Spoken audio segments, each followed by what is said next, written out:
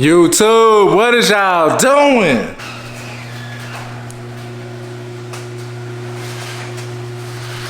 I think I'm gonna do this video a little bit differently. YouTube, what's good, man? So in the last video, y'all saw me pick up this Dodge Charger out of the auction that turns out to be a retired police car. Now, I ended up leaving this car at a friend's house overnight because I was kind of pressed for time. So I went back the next day to pick it up. Now, don't let me forget to mention the elephant in the room. This car has over 250,000 miles on it. So I would be lying to y'all if I told y'all I wasn't concerned about driving it the hour and 20 minutes back home. Honestly, this is probably the cleanest car I've ever gotten from the auction. It's like, I mean, it's dirty, but it's not like filthy. And it doesn't stink in here. Now, this car does come with a 5.7 liter Hemi in it, which in my opinion might be the only saving grace here in terms of value.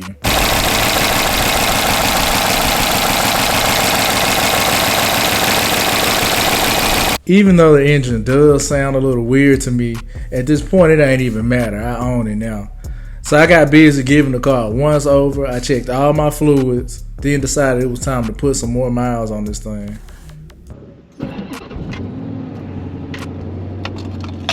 Put that in there. It's got all the creaks and rattles. Get that off of the dash so I can see where I'm going. I don't know why I do this to myself with these auction cars. I guess I think I'm like Superman or something. Or like maybe I just like making content for you guys. So we stopped and got gas and continued on our way. Okay, maybe I'm being a little too hard on the car. I mean, the front end suspension is trash, but those are all simple fixes. Anyway, the car made it all the way home drama free. This is when I made the executive decision to do a happy dance since I avoided having to pay for a toll.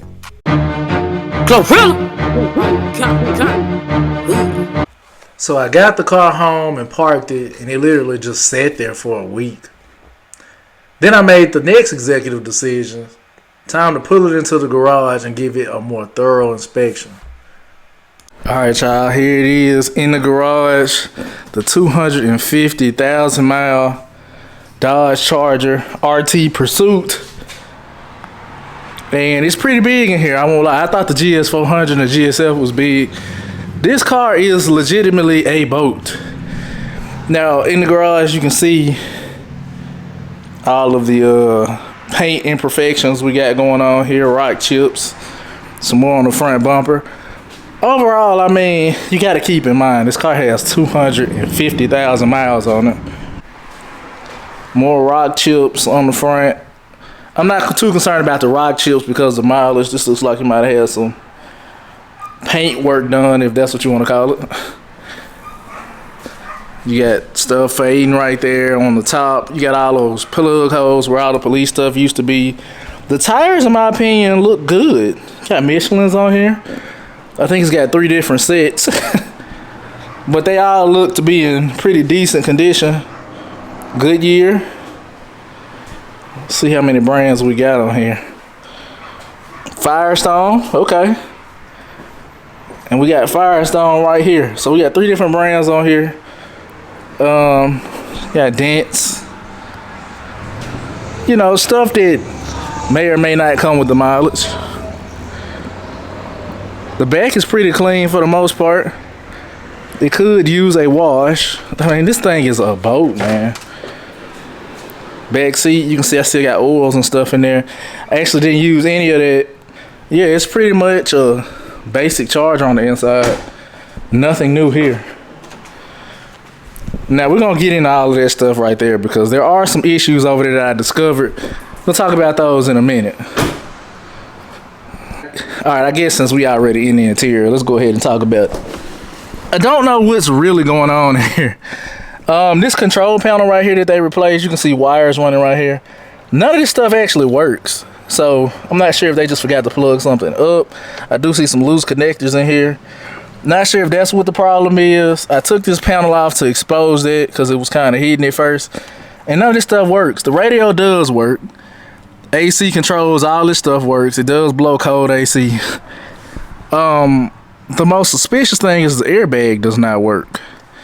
I'm sorry, the airbag light is on, but the horn does not work. So I don't know what that's about. I think somebody might have actually stolen the airbag off of this car because, as you know, people like to wreck these things.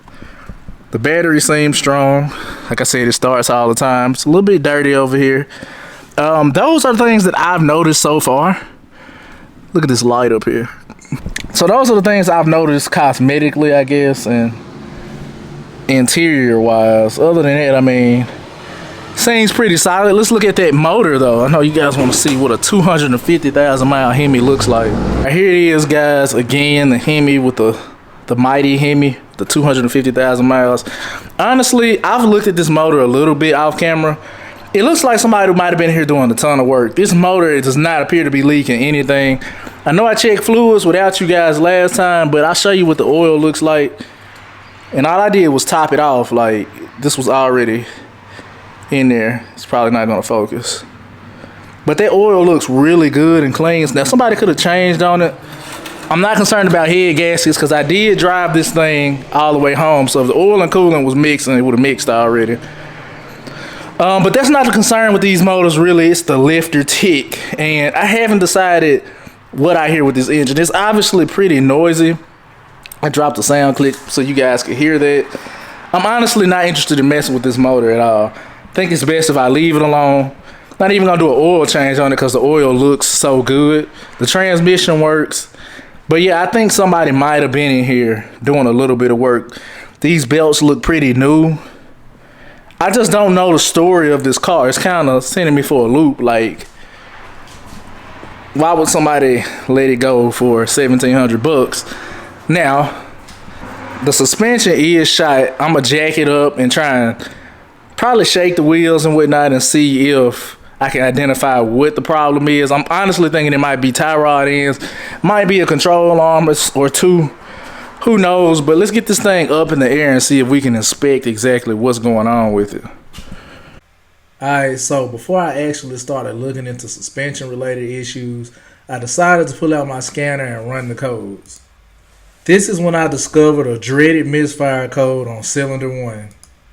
Now, a misfire could just be a spark plug, but I know that on these old Hemis, after they start ticking, a bad lifter can lead to a misfire code.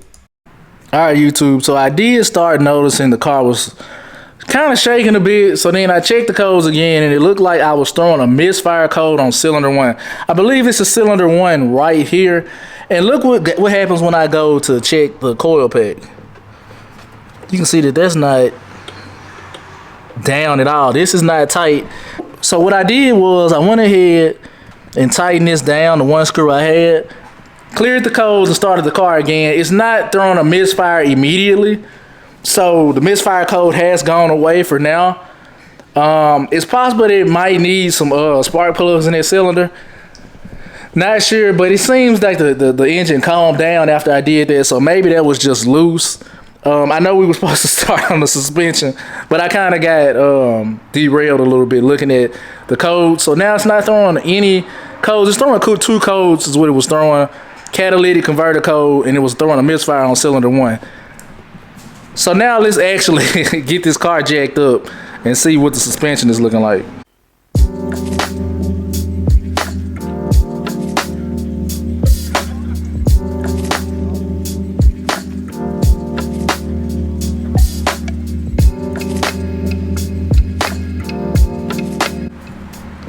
Alright guys, check this out. Could this be why we had thrown a catalytic converter code? This all looks replaced to me. So maybe somebody cut this out, cut the cat out, and then did something else with the exhaust. You can see the welds up here. I don't know how well you can see that. It looks like they welded in a new piece, and it goes all the way up here. So maybe they cut the cats out because they were causing some blockages. I got nothing. This is actually some of the worst I've ever seen. Look how much this wheel shakes. Like, this is one hand. You hear that? I'm thinking that's definitely a tie rod end. We can get this wheel off and check and see what lies behind this.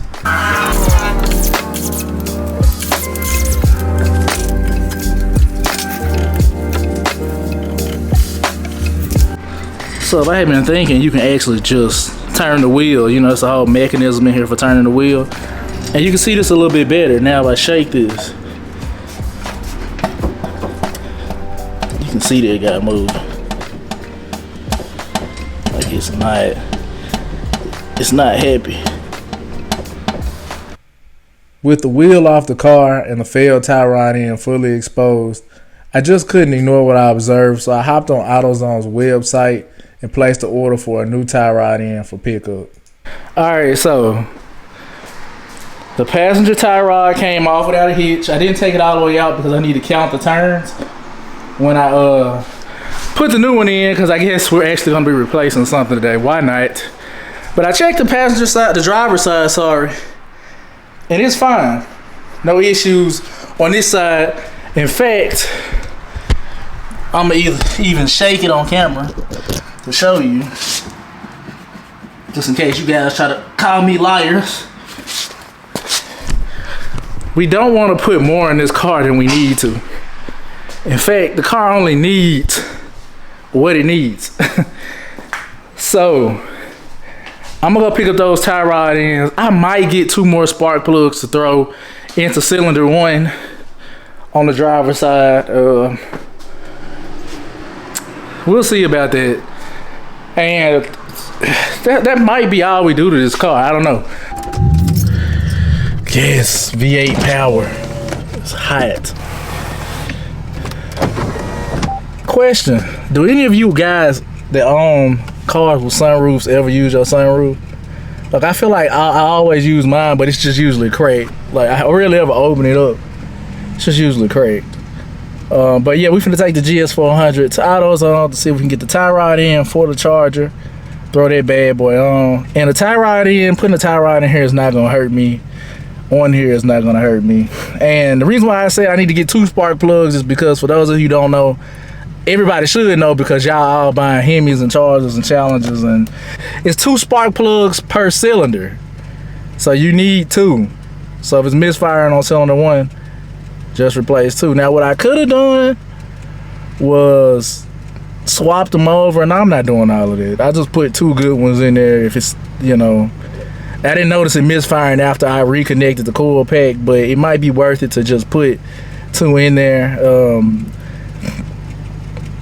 I don't know. We'll see what happens.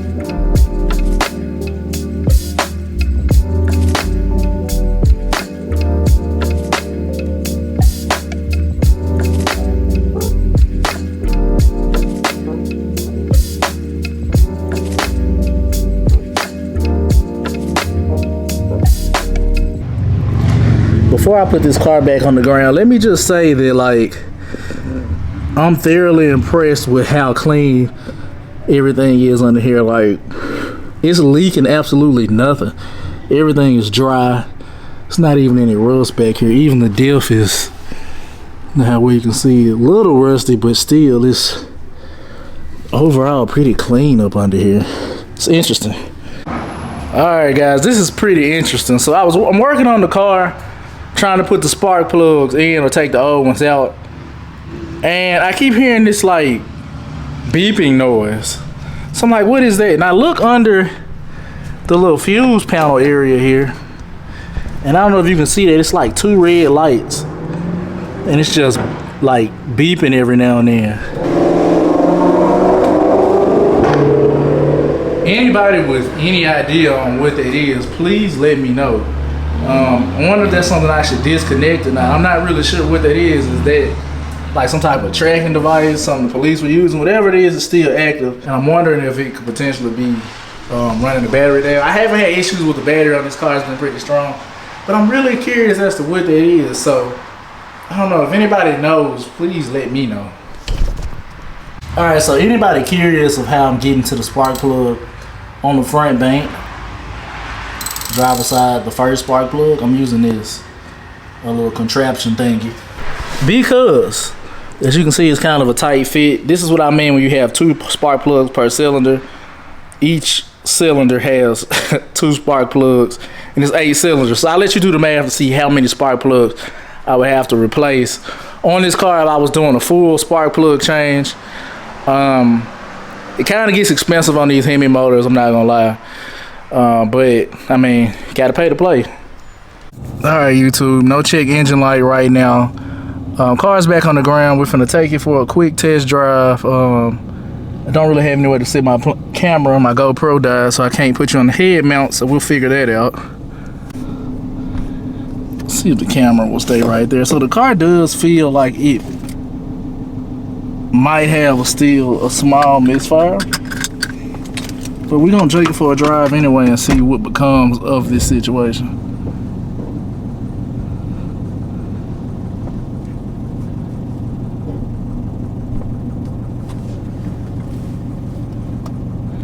And I'm just gonna stay in the community and take it from around the corner because I don't have good tags on this car or insurance, so we don't want to get caught up in something stupid. So we just gonna be in the block. Something still does feel a little loose in the front end. Let me see if the camera will stay right there.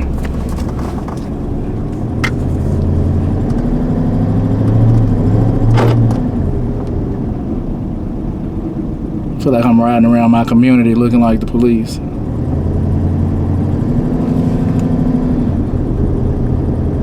Ooh, the shift was a little weird right there.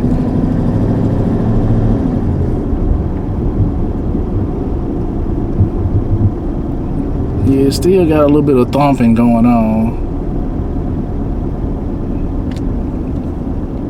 I can't see myself putting any more money into this car.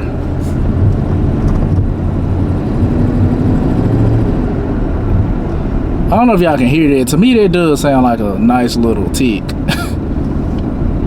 And that could explain our misfire. The problem with these Hemi engines is that they have ticking issues that can lead to misfires and all sorts of stuff. So when they start ticking, it's like, I don't want to say it's a death sentence for the Hemi, but like, it's not good.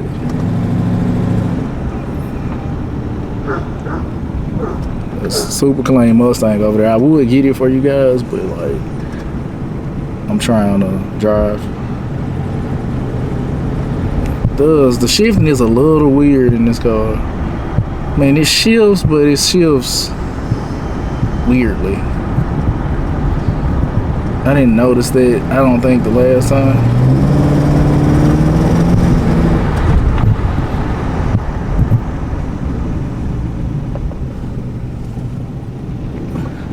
All right, let me put this camera down and get back to the house because look, I just want to start raining.